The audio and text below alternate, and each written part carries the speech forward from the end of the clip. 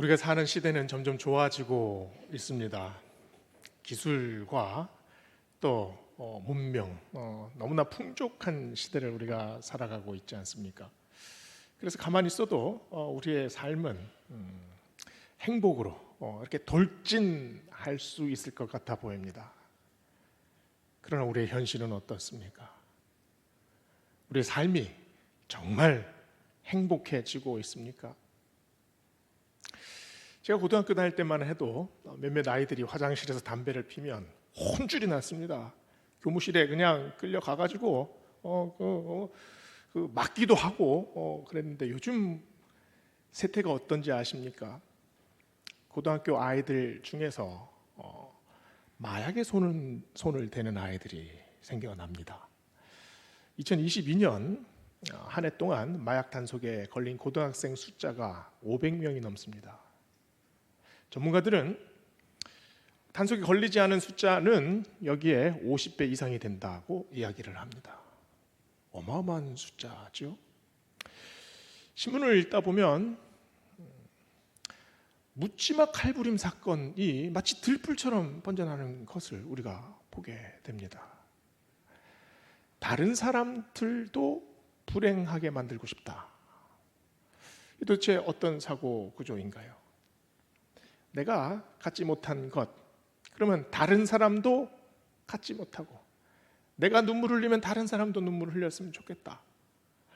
이게 무차별 공격으로 이어지고 있지 않습니까? 이런 현상이 왜 자꾸 생겨나기 시작합니까? 사회가 성숙되지 못해서 그렇습니까? 인격 소양이 다들 부족해서 그런가요? 정책이 잘못됐습니까? 교육이 문제입니까?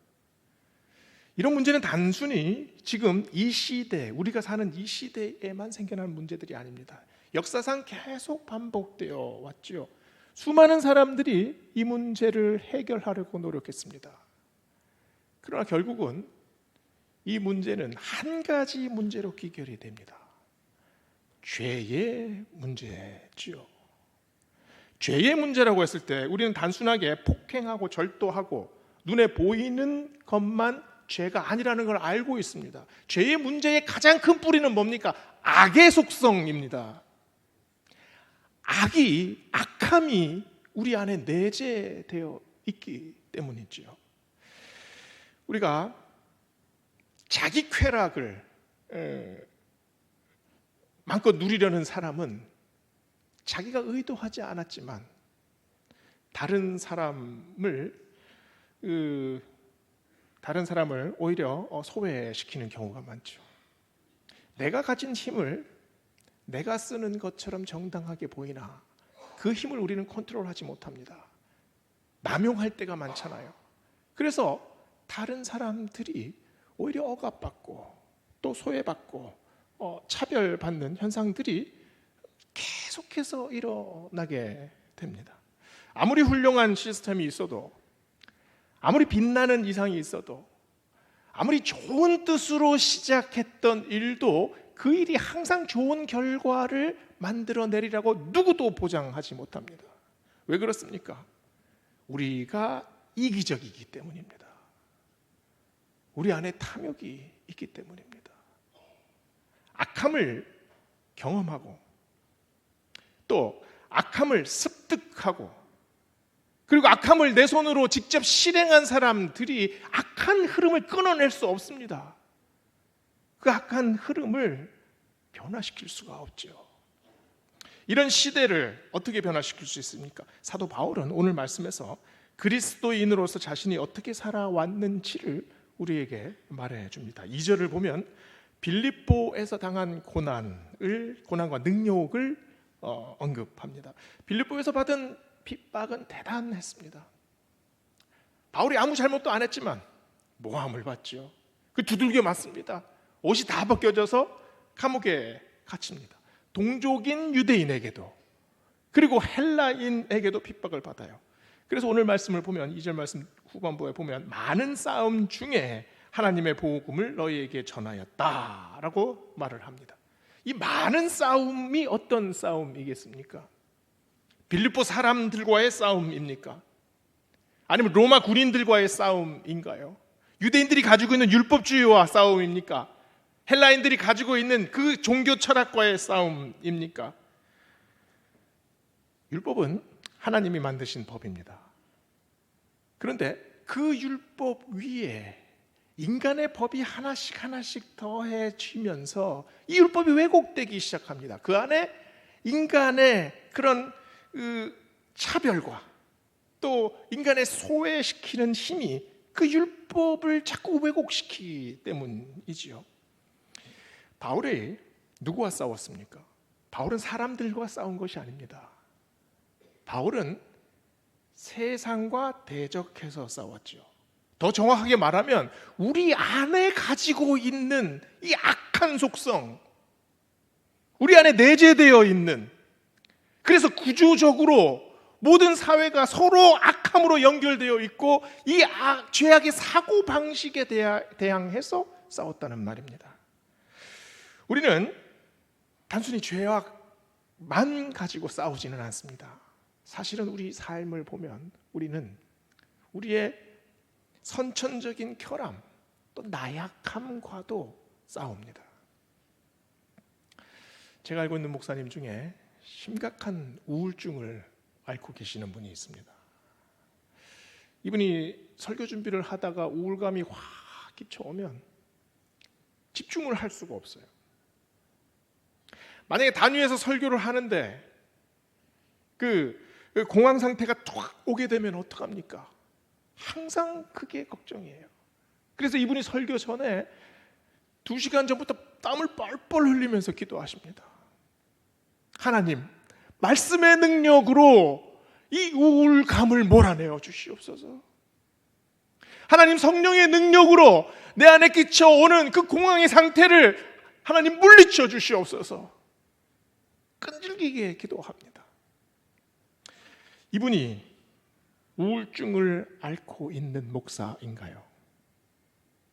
이분은 우울증과 싸우고 있는 그리스도인입니다. 저는 이분의 삶을 보면서 참 많은 은혜를 받습니다.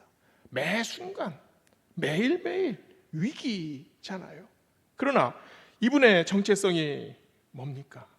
이분은 자신의 약함을 붙들고 하나님께 매달리는 분입니다. 자신의 부족함에 손을 벌리고 하나님께 은혜를 구하는 그리스도인이지 않습니까?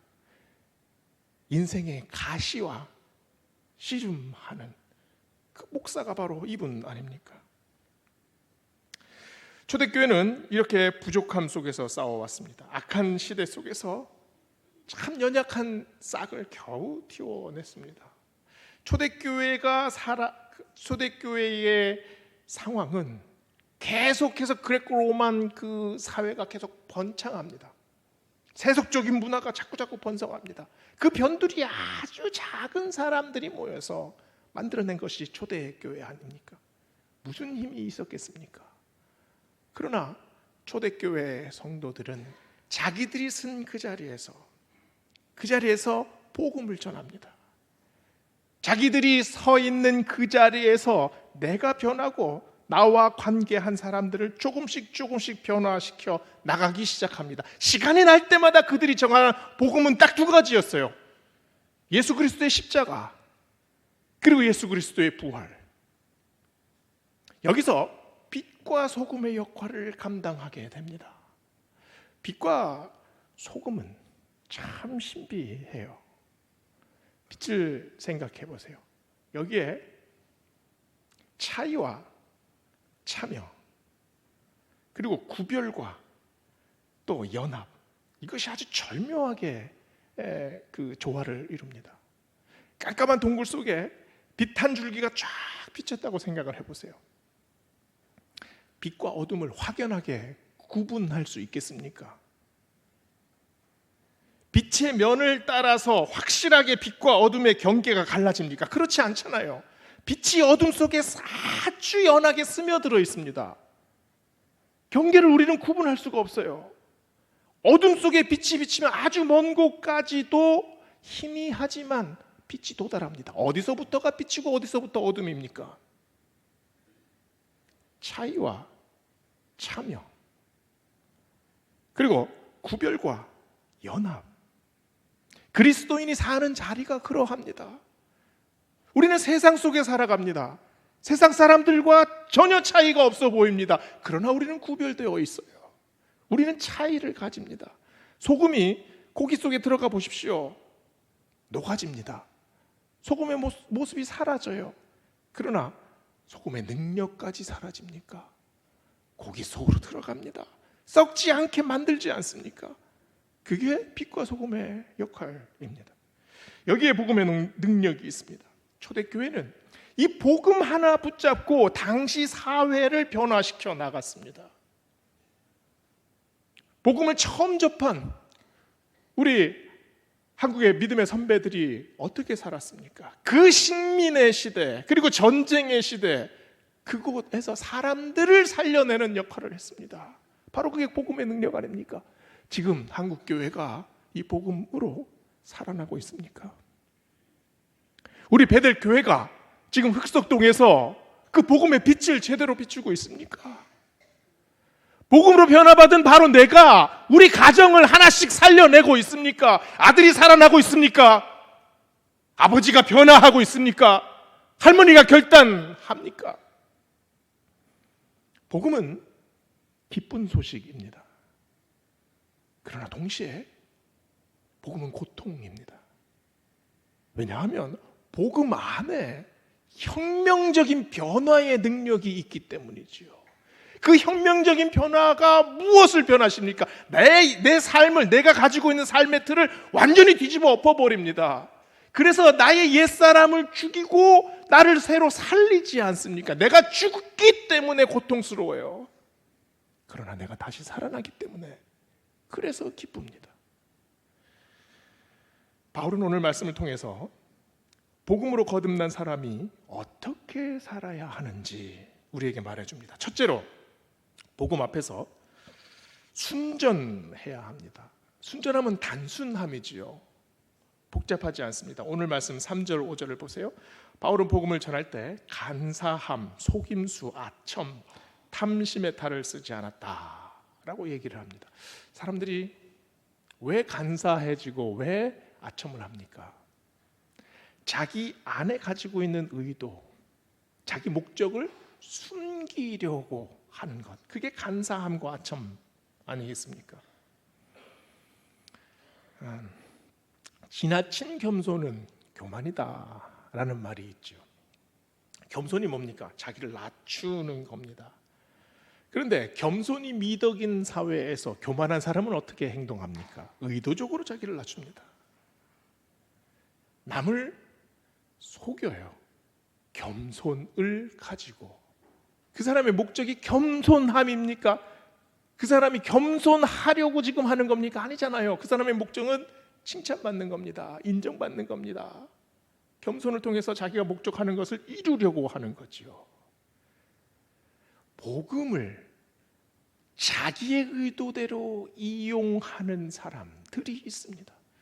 바울은 자신은 그렇지 않다라고 지금 데살로니가 교인들에게 얘기하고 있습니다. 그러면서 복음의 순전함이 단순하기 때문에 과감한 모습을 보여줍니다. 우리가 바울의 서신서를 쭉 읽으면서 어떤 분들은 이런 오해를 하신 분들이 있을 거예요. 바울이 율법을 거부하고 그리고 율법에 반대하는 것 같다는 인상을 받을 때가 너무나 많습니다. 그러나 사실은 그렇지 않습니다. 율법이 중요해요. 그러나 복음은 훨씬 더 중요합니다. 바울이 취한 입장은 율법을 폐기하는 것이 아니라 하나님께서 이제 하나님의 시간이 율법 위에 머무는 것이 아니라 이제는 완전히 복음 위에 머물렀다는 사실을 사람들에게 알려주는 역할입니다. 구원은 이제 율법을 가지고 율법을 아무리 지켜도 이루어질 수가 없습니다. 예수 그리스도를 바라보고 예수 그리스도를 믿어야 우리가 구원을 얻지 않습니까? 바울은 이것을 직시했어요. 서양 사람들이 한국 식당에 와서 놀랄 때가 있다고 합니다. 서양 사람들이 고기를 먹을 때 어떻게 먹습니까? 나이프와 포크를 가지고 이렇게 잘라서 먹죠. 그런데 한국 사람들은 가위를 막 들이대요. 깜짝 놀란답니다. 아니 고기를 먹는데 왜 꼭 고기를 먹는데 나이프가 필요하겠습니까? 한국 사람들은 과감하게 나이프를 내려놓고 가위를 들었어요. 불필요한 논란은 과감하게 생략하고 복음의 실제적인 능력을 바울은 강조합니다. 유대인들이 왜 율법주의에 빠졌을까요? 왜냐하면 유대인들은 율법에 대한 특권이 있기 때문이죠. 자기들은 선민이라는 의식이 있습니다. 비교 우위에 자신들이 있지 않습니까? 그래서 율법을 지키는 것에 집착합니다. 율법은 기본적으로 사람들의 행동 양식이지요. 잘 지키면, 율법을 잘 지키는 사람은 존경받습니다. 그러나 복음은 어떻습니까? 복음은 하나님과 나와의 관계입니다. 다른 사람은 아무도 모릅니다. 저 사람이 복음에 얼마나 충실하고 얼마나 복음에 입각해서 사는지 다른 사람 아무도 몰라요. 오직 하나님과 나만 압니다. 그래서 오늘 말씀 6절은 말합니다. 우리는 너희에게서든지 다른 이에게서든지 사람에게서는 영광을 구하지 아니하였노라. 바울이 강조한 것은 우리가 사람의 눈이 아니라 하나님 눈에 드는 사람이 되자. 복음이 순수하듯이 우리도 하나님 앞에서 순전한 사람이 되자. 이 말씀이 오늘 이 아침에 우리에게 임하기를 축원합니다. 두 번째로 복음은 하나님이 부탁하신 사명입니다. 4절은 이렇게 말해요. 오직 하나님께 옳게 여김을 입어 복음을 위탁받았으니. 하나님이 누구를 옳게 여겼습니까? 하나님께서 복음을 전하실 때 오직 하나님의 능력만 사용하시나요? 아니면 복음을 전할 때 오직 사람들의 힘만 필요합니까? 하나님은 복음을 전하기 위해서 자신의 능력을 선택하신 사람들 위에 부어 주십니다. 그 말씀은 하나님께 우리가 오늘 말씀대로 옳게 여김을 받았다라는 사실입니다. 내가 하나님 앞에 인정받은 사람입니다. 그래서 내가 복음을 펼쳐내는 하나님의 도구가 되지요. 이 말씀을 통해서 우리가 볼 수 있는 게 뭡니까? 아주 절묘한 조화가 나타납니다.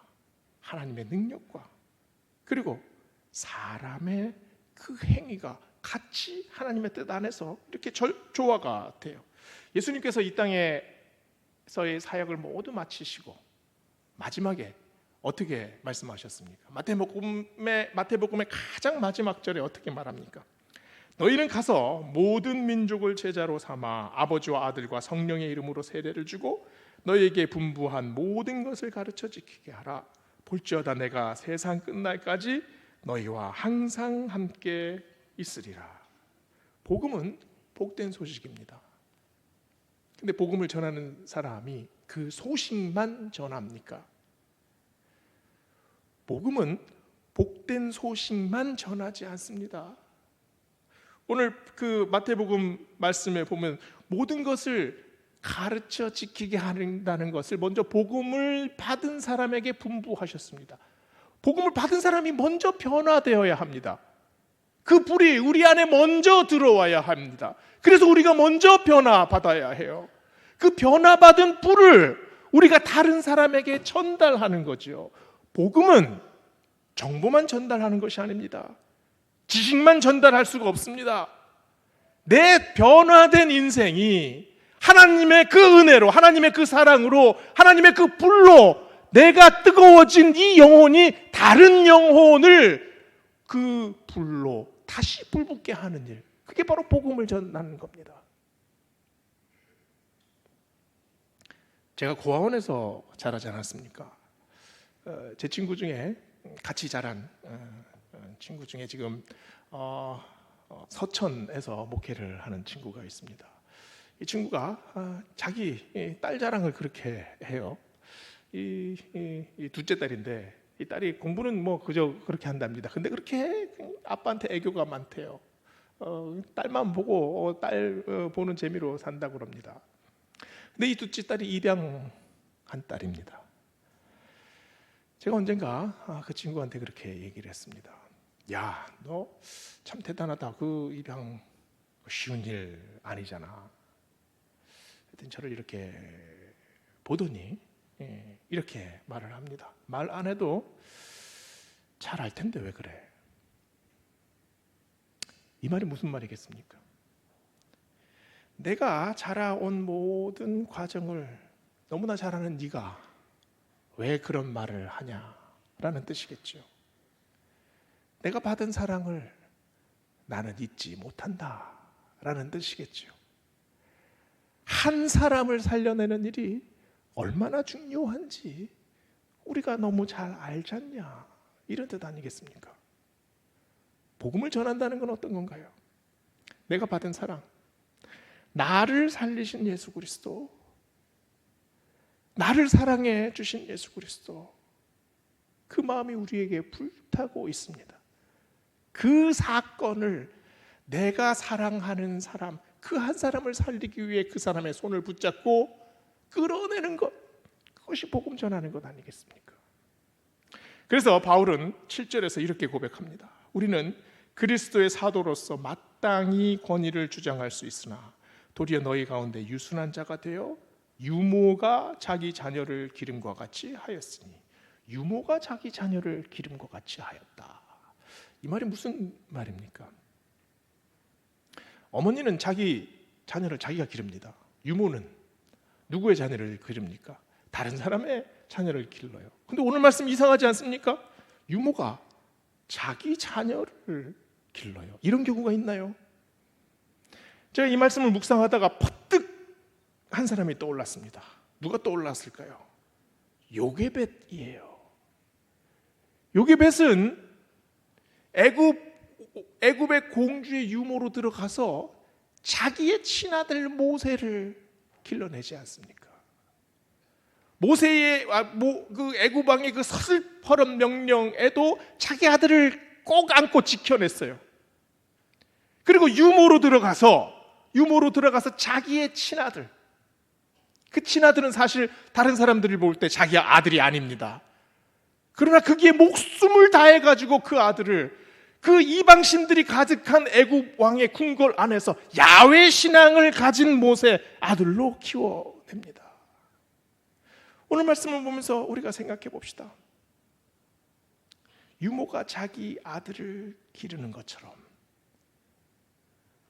우리 마음속에 떠오르는 한 사람이 있지 않습니까? 내가 복음을 전해야 할 그 사람, 그 한 사람을 우리는 어떤 마음으로 보고 있습니까? 그 한 사람을 우리가 살려내야 되지 않겠습니까?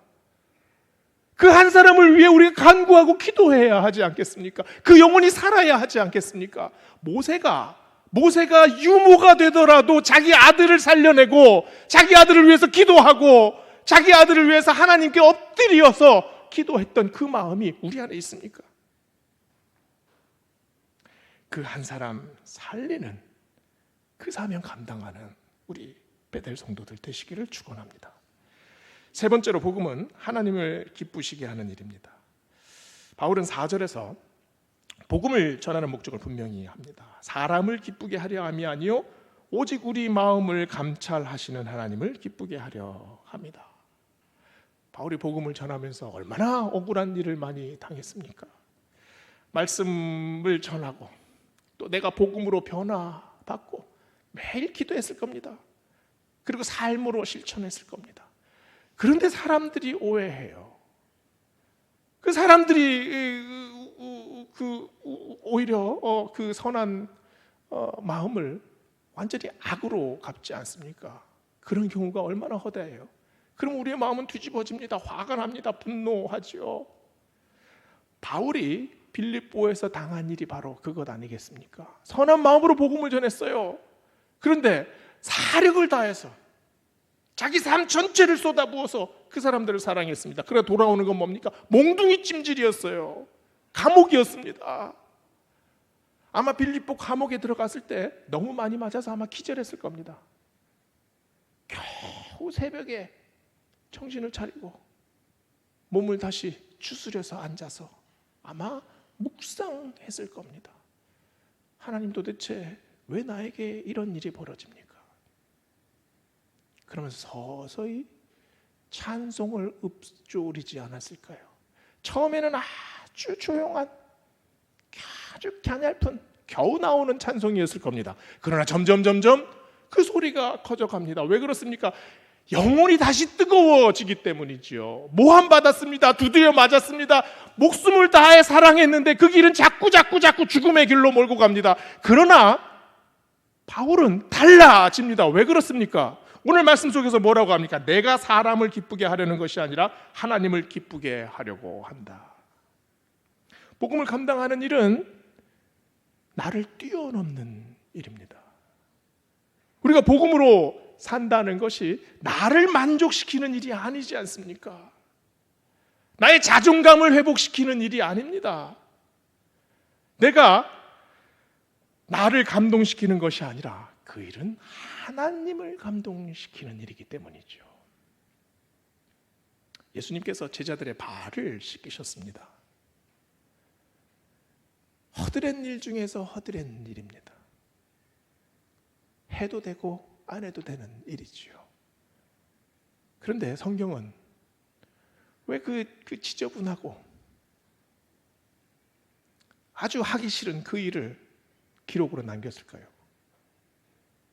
왜냐하면 그 일이 거룩한 일이 되기 때문입니다. 우리가 주일마다 주일학교에서 왜 남의 아이들에게 그렇게 사랑을 쏟아붓습니까? 오늘도 제가 주차 봉사하시는 집사님한테 갔더니 오늘은 햇볕이 따갑지 않아서 선크림을 바르지 않아도 됩니다 이러시더라고요. 선크림을 계속 발라가면서 주차 봉사를 왜 합니까? 왜 주방에서 음식을 만듭니까? 왜 안내를 씁니까? 왜 점심을 굶어가면서 재정부실에서 일합니까? 왜냐하면 그 작은 일 하나가 거룩한 일이 되기 때문입니다. 우리가 무엇을 감당합니까? 그 작은 일 하나 감당합니다. 그러나 그 작은 일 하나가 하나님을 기쁘시게 하는 일이 되기 때문이죠. 복음으로 살아가는 일 어떻게 생각하면 참 힘들고 고되고 지치고 또 우리를 실망시킬 때도 많이 있습니다. 그러나 바울은 어떻게 고백합니까? 내 평생에 이 걸어왔던 그 길이, 이 길이 하나님을 기쁘시게 하는 일이 된다면 나는 죽음까지 감수하겠습니다. 이 고백이 우리의 고백이 되기를 원합니다.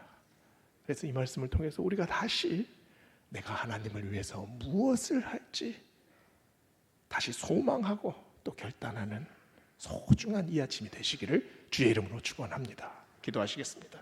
사랑과 은혜의 하나님, 데살로니가 전서에서 사도 바울이 자신이 살아왔던 길이 헌신의 길이고 하나님을 기쁘시게 하는 길임을 확실하게 보증하고 고백했습니다. 우리의 인생도 참으로 바울처럼 하나님 손에 붙들려 하나님의 마음을 감동시키고 기쁘시게 하는 일 될 수 있도록 하나님 인도하여 주시옵소서.